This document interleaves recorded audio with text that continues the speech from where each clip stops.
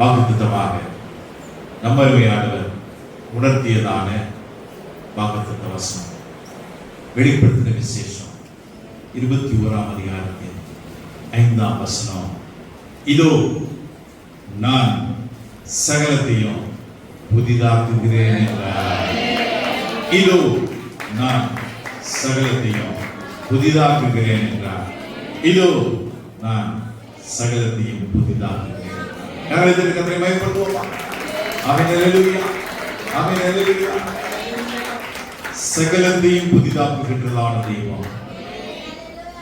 அருமையான மூப்பர் மோகனம் ஜெபித்தபடியே, அருமையான சகோதரி ஜெபித்தபடியே இந்த நாளிலே ஆண்டவர் அடியானுக்கு உணர்த்தியதான வாக்குத்தத்த வசனம்.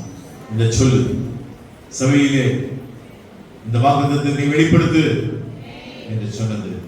உன் வாழ்க்கை புதிதா, உடைந்து போன உன்னுடைய வாழ்க்கை புதிதா, பலவீனப்பட்டதான உன்னுடைய உடலின் அசௌகரியங்கள் நீங்கி நீ புதிதாவாய், நீ சுகமாவாய், உன்னுடைய உடைந்த உள்ளம் புதிதாகும்.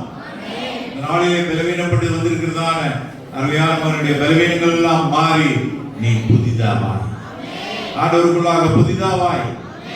சகல காரியங்களையும் ஆண்டவர் புதிதாக தெய்வம்.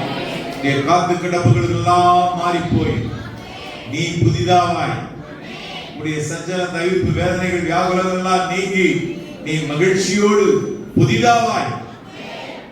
உன்னுடைய குடும்பம் புதிதா, உன்னுடைய வாழ்க்கை புதிதா. உன்னை வழிநடத்துகிறதா தெய்வம் உன்னை வளமாக வழிநடத்துவார். நீ ஆசீர்வாதமாக இருப்பாய்.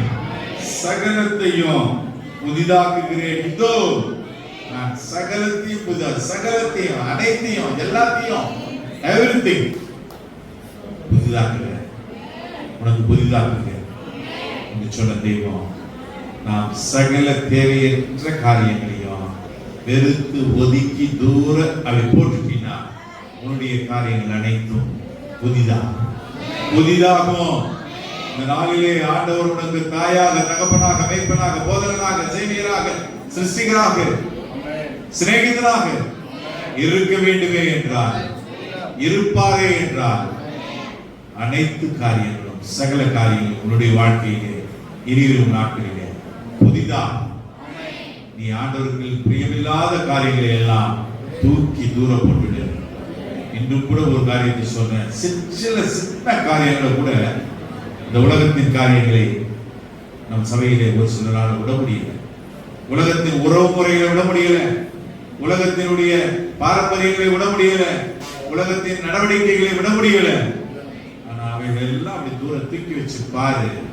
உன்னுடைய அனைத்து காரியங்களுடைய, பிள்ளைகளின் காரியங்களுடைய, குடும்பத்தின் காரியங்களுடைய, வேலைகளின் காரியங்கள், எதிர்பார்ப்புகளின் காரியங்கள் சகலமும் நினைத்ததை விட புதிதா, நினைத்ததை விட புதிதா.